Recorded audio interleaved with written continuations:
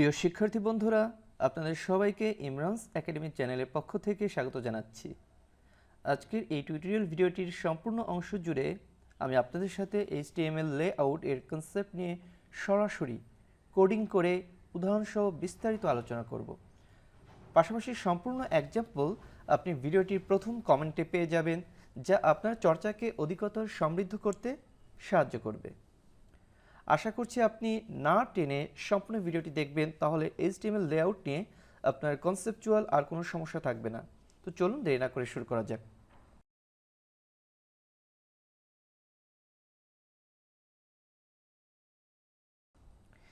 HTML layout কি?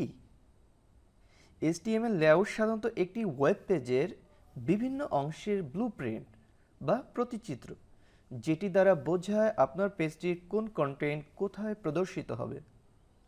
সহজ কথা বলতে গেলে একটি ওয়েব পেজের ওয়েল ডিফাইন্ড স্ট্রাকচার তৈরিতে HTML লেআউটের কোনো বিকল্প নেই। HTML এর অনেকগুলো সিম্যান্টিক এলিমেন্ট রয়েছে, যেটি সাধারণত লেআউট তৈরিতে ব্যবহৃত হয়। চলুন তাহলে সরাসরি কোডিং অ্যানালাইসিস করে বোঝার চেষ্টা করি। আমি আপনাদের প্রথমে গুগল ক্রোম ব্রাউজার ওপেন করে এখানে দেখাচ্ছি, আপনারা দেখতে পাচ্ছেন স্ক্রিনে যে একটা HTML লেআউট সাধারণত কেমন হয়ে থাকে। আপনারা দেখতে পাচ্ছেন সবার প্রথমে এখানে আমি হেডার বা হেডিং সেকশনটা রেখেছি, তারপর হচ্ছে নেভিগেশন বার, যেটা ইয়েলো কালারে দেখা যাচ্ছে, তারপর হচ্ছে আরেকটা সেকশন রেখেছি, যে সেকশনটার আন্ডারে আমরা দুটো সেকশন করেছি, একটা হচ্ছে লেফট সেকশন, একটা হচ্ছে রাইট সেকশন।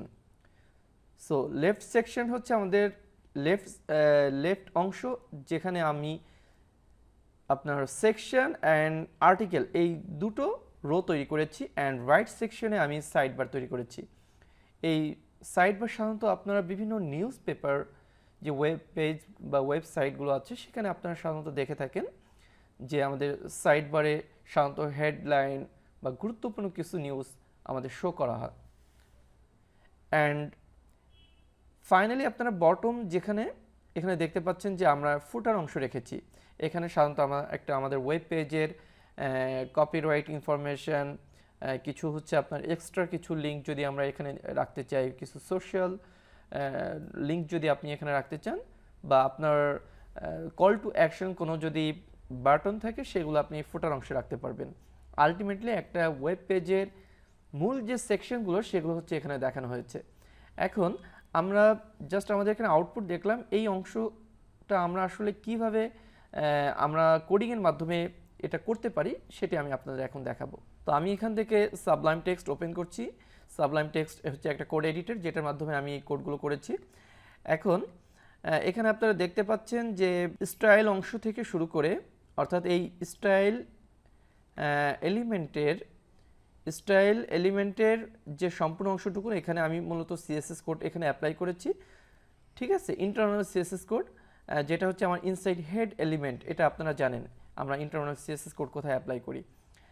তারপর হচ্ছে আপনি বডি যে অংশটুকু দেখতে পাচ্ছেন, অর্থাৎ বডি এলিমেন্ট, এরপরেই সাধারণত আমরা এই লেআউটের কাজটা করেছি। এখানে কিছু HTML সিম্যান্টিক এলিমেন্ট আমরা ইউজ করেছি, যেটি আমাদের লেআউট নির্ধারণ করে থাকে। এই কাজটা কিন্তু আমরা ডিপ এলিমেন্ট ইউজ করে করতে পারি, যেটা সাধারণত আমাদের ডিভিশন বা আমাদের সেকশন তৈরিতে ব্যবহার করা হয়। বাট এখানে আমি আপনাদের সরাসরি যে সিমেন্টিক এলিমেন্ট আছে, এটা ইউজ করে দেখিয়েছি। আপনি যেভাবে খুশি সেভাবে আপনি ট্রাই করতে পারেন। তো এখানে খেয়াল করেন, আমি হেডার এলিমেন্টটা ইউজ করেছি শুধুমাত্র হেডার অংশকে আপনারা শো করার জন্য, লেআউটের হেডার ডিজাইন করার জন্য। ন্যাভ হচ্ছে নেভিগেশন বারের জন্য। এবং আমি পরবর্তী যে অংশ করেছি, এখানে যেহেতু আমাদের অনেকগুলো মাল্টিপল সেকশন আছে, যেমন হচ্ছে আপনার একটা অংশ হচ্ছে সেকশন, একটা হচ্ছে আর্টিকেল, অ্যান্ড আরেকটা অংশ হচ্ছে অ্যাসাইড মানে হচ্ছে সাইড বার। ঠিক আছে, এই তিনটা অংশ যাতে আমাদের আবার ফার্দার আমরা কি করতে পারি, ডিভাইড করতে পারি, কোনটা বাম কর্নার হবে, কোনটা ডান কর্নার হবে। এই জন্য সম্পূর্ণ অংশকে আমি মেইন যে একটা সিমেন্টিক এলিমেন্ট আছে, মেইন সিমেন্টিক এলিমেন্টের আন্ডার নিয়ে আসছে, অর্থাৎ সম্পূর্ণ অংশটুকু হচ্ছে আমার মেইন কন্টেন্টের অন্তর্ভুক্ত। এই কাজটা যদি আপনি ডিপ দিয়ে করতে চাইতেন, সেক্ষেত্রে আপনি একটা ডিপ এলিমেন্ট ইউজ করে আপনি একটা ক্লাস বা একটা আইডি কল করতে পারতেন।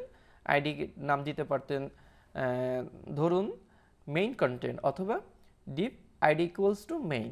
ঠিক আছে, পরবর্তীতে আপনি ওই মেইন আইডি আপনি ইউজ করে কল করে আপনি সিএসএস ডিজাইন অ্যাপ্লাই করতে পারতেন। তো এখন এখানে আমরা যেটা করেছি সেটা হচ্ছে মেইন এলিমেন্টের ভিতরে আমরা আবার একটা এলিমেন্ট নিয়েছি, ডিভ এলিমেন্ট নিয়েছি।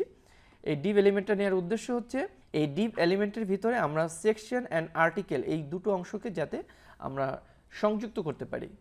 ঠিক আছে, অর্থাৎ আমি ডিভে যদি একটা ডিজাইন চেঞ্জ করি সেটা আমার সেকশন অ্যান্ড আর্টিকেল দুটো অংশই চেঞ্জ হয়ে যাবে। এই কারণে আমি এই অংশটুকুনকে ডিভের আন্ডারে নিয়ে আসছি। অ্যান্ড অ্যাসাইড এই অংশটুকুনকে আমি মানে যেহেতু এখানে আমাদের শুধুমাত্র সাইড বার, এই কারণে এই অংশটুকুনকে আমি আলাদা করার প্রয়োজন মনে করিনি। আপনার ডিভ চাইলে ইউজ করতে পারেন, but that is not necessary. Okay, এখন খেয়াল করুন যে ডিভ থেকে শুরু করে অর্থাৎ এই অ্যাসাইড পর্যন্ত সেকশন, আর্টিকেল অ্যান্ড অ্যাসাইড এই তিনটা এলিমেন্টই কিন্তু আমার মেইন এলিমেন্টের আন্ডারে। ওকে, অ্যান্ড ফাইনালি আমাদের এখানে ফুটার এলিমেন্ট, যেটা আমি একটু আগে আপনাদের বললাম, ফুটার হচ্ছে আমাদের ফুটারের কাজ করবে। এখন খেয়াল করুন আমাদের এখানে এলিমেন্টগুলো শুধুমাত্র আমরা just star tag and close tag এটা ইউজ করে আমরা এখানে বসিয়ে দিয়েছি। আমরা মূল যে কাজটা করেছি এটা হচ্ছে সিএসএস এর মাধ্যমে। তো সিএসএস এর মাধ্যমে আমরা প্রথমে এখানে বডির কিছু বেসিক কাজ করেছি, এটা আপনারা জানেন। বডি সিলেক্টর ইউজ করে আমরা এখানে মার্জিন অ্যান্ড প্যাডিং 0 করে দিয়েছি। এটা না করলে হয় আপনি কি হয় এটা আপনি অলরেডি জানেন যে মার্জিন অ্যান্ড প্যাডিং যদি আপনি 0 না করেন তাহলে হচ্ছে আপনার বাই ডিফল্ট একটা মার্জিন আমাদের বডিতে তৈরি হয়। ঠিক আছে, যেটি আমরা রাখতে চাচ্ছি না, এই কারণে আমরা মার্জিনকে এবং প্যাডিংকে 0 করে দিয়েছি। অ্যান্ড বডির ব্যাকগ্রাউন্ড কালার হচ্ছে ডটজের ব্লু একটা কালার আমি নির্ধারণ করেছি। টেক্সট অ্যালাইন সেন্টার আপনারা দেখতে পাচ্ছেন যে সমস্ত টেক্সট সেন্টারে, এটা করার জন্য আমি এই প্রপার্টি অ্যান্ড ভ্যালু ইউজ করেছি। And font size 20 pixel.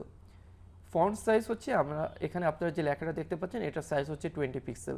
Okay, this is never header, এই কারণে আমরা এই প্রপার্টি ভ্যালু ইউজ করেছি। এখন এখানে খেয়াল করেন আমরা হেডারে যখন কাজ করেছি হেডার সিলেক্টর ইউজ করেছি, আমরা হাইট দিয়েছি 150 পিক্সেল। আমি আমার গেস অনুযায়ী একটা হাইট দিয়েছি যেটা হওয়া উচিত, আপনারা আপনাদের মতো করে দিয়ে দেখতে পারেন। এবং প্রত্যেকটা সিলেক্টরে একটা ব্যাকগ্রাউন্ড কালার ইউজ করেছি, কারণ কি যদি আপনার একটা ইউনিক ব্যাকগ্রাউন্ড কালার আমরা প্রত্যেকটা সেকশনের জন্য বা প্রত্যেকটা সিমেন্টিক এলিমেন্টের জন্য ইউজ না করি সেক্ষেত্রে আমরা আইডেন্টিফাই করতে পারবো না অ্যাকচুয়ালি হেডার কোনটা, নেভিগেশন বার কোনটা। এই কারণে আমি এখানে প্রত্যেকটা সিলেক্টরে বা এলিমেন্টরে আমি একটা ইউনিক ব্যাকগ্রাউন্ড কালার ইউজ করেছি। তো এখানে ব্যাকগ্রাউন্ড কালারের ভ্যালু আমি এখানে জাস্ট কালার নেম ইউজ করেছি, আপনি চাইলে কালার কোড ইউজ করতে পারেন, নো প্রবলেম। তো আপনারা দেখতে পাচ্ছেন এই অংশটুকুন করার কারণে আমার হেডার 150 পিক্সেল হয়ে গেছে এবং কালারটা গ্রিন হয়ে গেছে। ওকে, যেহেতু এই কোডটা আমি আপনাদের কমেন্ট বক্সে হচ্ছে ফার্স্ট কমেন্টে পিন কমেন্ট করে দেব যাতে আপনারা চর্চা করতে পারেন, এই কারণে আমি আপনাদের এক্সপ্লেইন করে দেখাচ্ছি যাতে করে আপনি আপনার বাসায় প্র্যাকটিস করতে সমস্যা ফেস না করেন। অ্যান্ড নেভিগেশন বারে হুবহু সেম, জাস্ট আমরা হাইটটাকে কমিয়ে 50 পিক্সেল করে দিয়েছি, কালার নেম আর একটা ইয়েলো করে দিয়েছি। অ্যান্ড মেইন অংশটুকুন একটু খেয়াল করেন, মেইন অংশ হচ্ছে আপনার নেভিগেশন বার এর পর থেকে শুরু করে অর্থাৎ মেইন যে কন্টেন্ট আমাদের এখানে থাকছে ফুটারের আগ পর্যন্ত, এক্ষেত্রে আমি 400 পিক্সেল দিয়েছি। এটা না দিলেও কিন্তু হবে, যেহেতু আমি এখানে আপনাদের কোনো কন্টেন্ট ইউজ করিনি। যেহেতু কন্টেন্ট ইউজ করিনি আপনাদের বোঝানোর জন্য আমি এখানে 400 পিক্সেল দিয়েছি, বাট আপনারা যখন রিয়েল টাইম কাজ করবেন সেক্ষেত্রে আপনি এখানে মেইন অংশের হাইট কতটুকু হবে দেওয়ার প্রয়োজন নেই, অর্থাৎ এটা হবে অটো। ওকে, আপনি যতটুকুন কন্টেন্ট আপনি মেইন অংশে রাখবেন সে অনুযায়ী আপনার ফুটারটা কি নিচে চলে যাবে। সো এখানে আমি আপনাদের হাইট 400 পিক্সেল এখানে রেখেছি। অ্যান্ড পরবর্তী যে অংশটুকুন হচ্ছে সেকশন, আর্টিকেল অ্যান্ড অ্যাসাইড। ঠিক আছে, আমি অ্যাসাইডকে এখানে কোনো ডিজাইন করার প্রয়োজন মনে করিনি, কারণ একটু পরে আমি বলছি।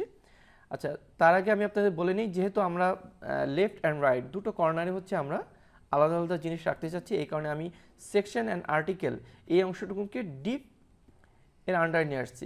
এই কারণে আমি যেটা করেছি ডিভ এর ক্ষেত্রে আমার হাইট দেওয়ার প্রয়োজন হয়নি, কারণ যেহেতু আমি মেইন এলিমেন্টের হাইট 400 পিক্সেল ইউজ করেছি, সুতরাং আমার এর আন্ডারে যা কিছু থাকবে সব কিছুর হাইট কিন্তু বাই ডিফল্ট আমার কি হয়ে যাবে 400 পিক্সেল হয়ে যাবে। এই কারণে আমার এই ডিভ এলিমেন্টের হাইট আমি ইউজ না করলেও এটা কিন্তু 400 পিক্সেল। শুধু আমি এখানে উইডথটা 7% ইউজ করেছি, পার্সেন্টেজ ভ্যালু। কারণটা হচ্ছে কি আপনারা এখানে দেখতে পাচ্ছেন যে this section and this article এটা থাকবে লেফট কর্নারে, এই দুটো অংশ কিন্তু লেফট কর্নারে, অ্যান্ড সাইড বারকে রাইট কর্নারে। এই কারণে আমি সাইড বারের অংশ 30% রেখেছি, অর্থাৎ টোটাল আপনার যে ডিভাইসের উইথ তার 30% থাকবে সাইড বার, অ্যান্ড হচ্ছে আপনার 70% থাকবে সেকশন অ্যান্ড আর্টিকেল। ঠিক আছে, এই কারণে আমি এখানে 70% ইউজ করেছি, আপনি ভ্যালু চেঞ্জ করলে আপনার কম বেশি হবে।